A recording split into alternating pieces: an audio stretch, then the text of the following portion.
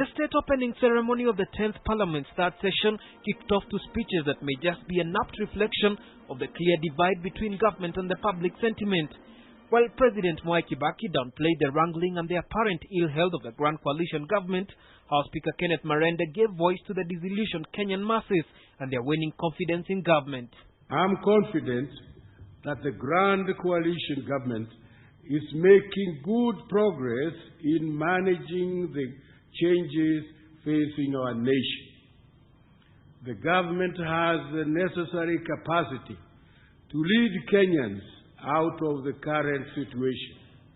We have the political will and socio-economic direction as articulated in Vision 2030. If Vision 2030 is to make any sense to our people, people who are hungry cannot have any vision. Elaborating the government's legislative agenda, Kibaki indicated that the government would seek to utilize this session of Parliament to steer the reform process. In this regard, bringing to the House various policy papers and bills on land reform, an integrated transport policy, trade and industrialization policy. The government will also be seeking to reintroduce the two bills rejected by the House during the last session on the establishment of a tribunal to try post-election violence suspects.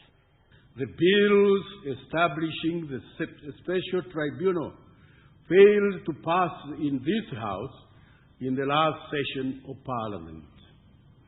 The government will expand consultations with a view to reformulate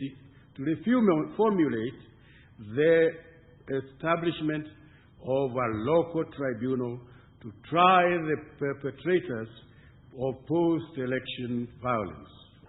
On reforms in the judiciary, Kibaki announced that the government would be moving to reduce the backlog of cases by appointing more magistrates and judges.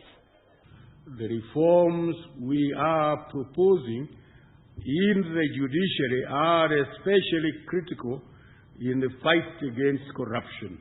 After 1.25 years, Kenyans are hungry for a win.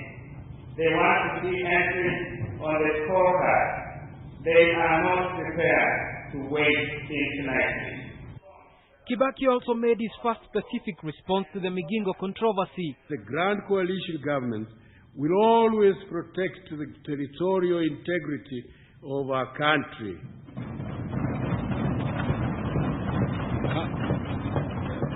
However, diplomacy will always be our first line of response.